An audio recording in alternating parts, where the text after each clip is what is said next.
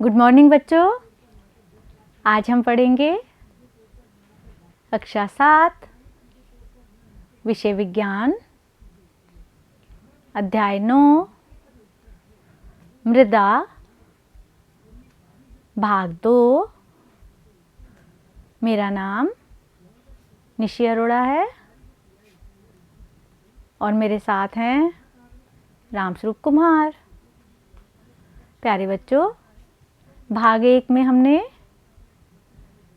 पाठ का सारांश जाना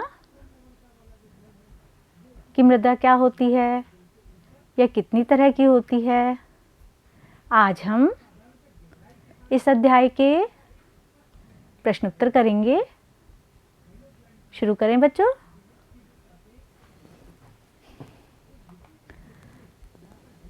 सही उत्तर को चिन्हित करें।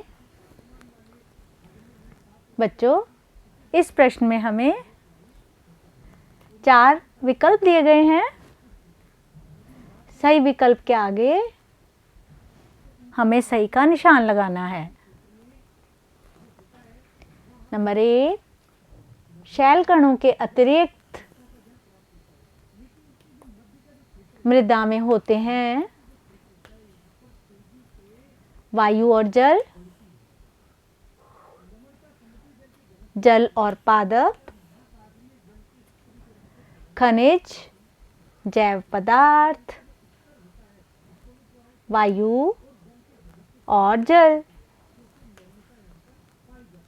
जल, वायु और पादप।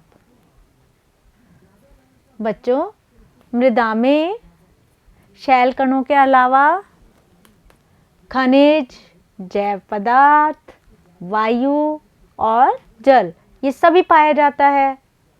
तो हम इसके आगे सही का निशान लगाएंगे। ठीक है बच्चों। नंबर 2, जल धारण क्षमता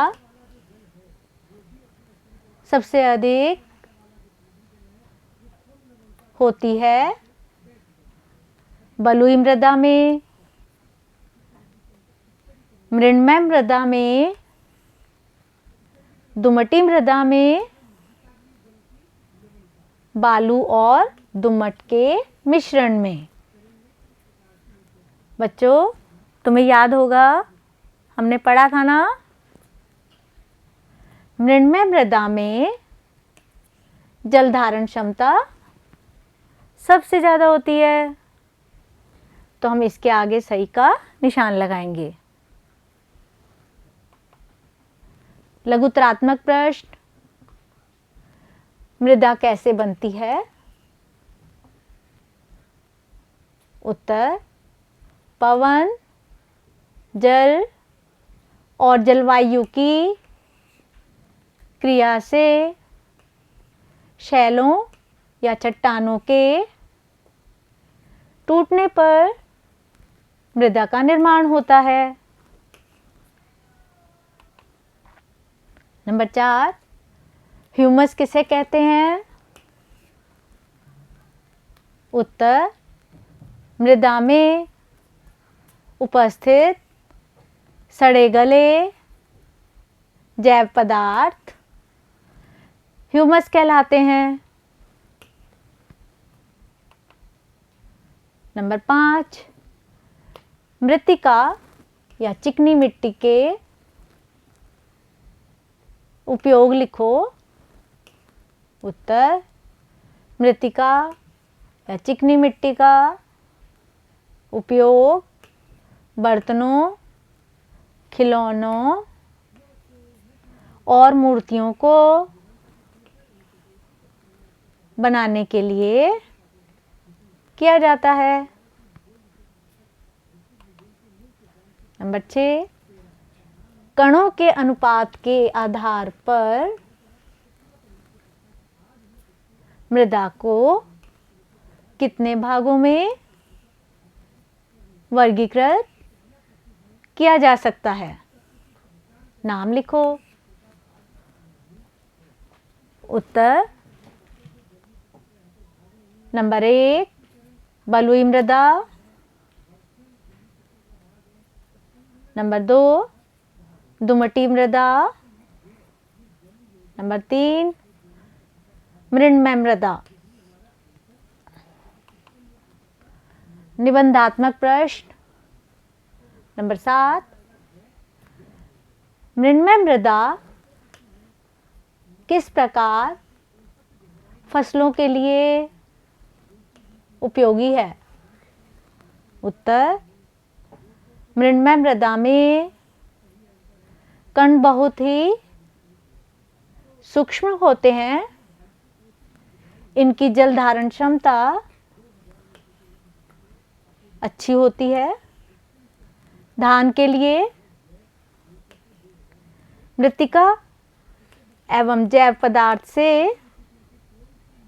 समृद्ध तथा अच्छी जल धारण क्षमता वाली मृदा आदर्श होती है। गेहूं भी मृण्मय मृदा में उगाई जाती है क्योंकि यह ह्यूमस से समृद्ध और अत्यधिक उर्वर होती है। नंबर 8 मृण्मय मृदा और बलुई मृदा के बीच अंतर बताइए। उत्तर मृण्मय मृदा और इधर बलुई मृदा। पहला अंतर क्या है बच्चों? छोटे कणों की मात्रा अधिक होती है और बलुई मृदा में बड़े कणों की मात्रा अधिक होती है। कणों के बीच में रिक्त स्थान बहुत ही कम होता है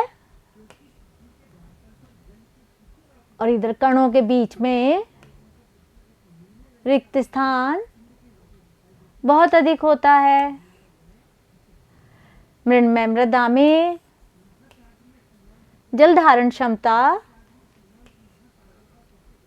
अधिक होती है। बलुई मृदा में जल धारण क्षमता कम होती है। यह भारी होती है और बलुई मृदा यह हल्की होती है।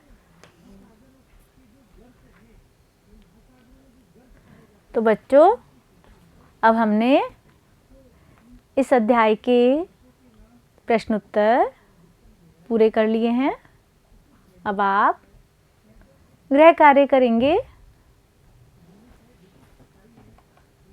गृह कार्य नंबर 1 मृदा की अनुप्रस्थ काट का चित्र बनाइए और विभिन्न परतों को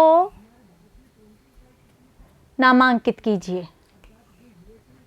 बच्चों इस प्रश्न के उत्तर में आपको मृदा की अनुप्रस्थ काट का चित्र बनाना है और नाम भी लिखने हैं। ठीक है बच्चों। दूसरा प्रश्न कॉलम ए में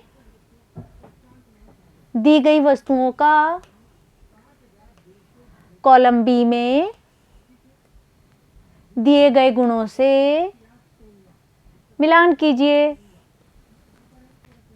बच्चों यहाँ कॉलम ए में कुछ कथन दिए गए हैं जिनका मिलान कॉलम बी में दिए गए सही कथन से करना है।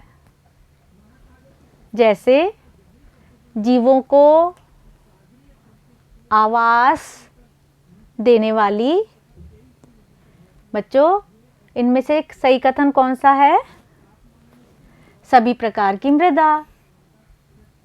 मृदा में जीव अंदर रहते हैं ना, तो इसको इससे मिला देंगे।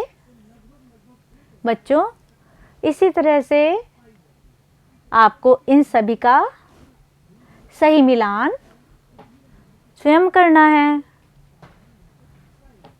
ठीक है बच्चों, अब हमने यह अध्याय यहाँ समाप्त कर लिया है। अब आप इस वीडियो को दोबारा देखना, प्रश्नोत्तर कॉपी में लिखना और याद भी करना। ठीक है बच्चों, धन्यवाद।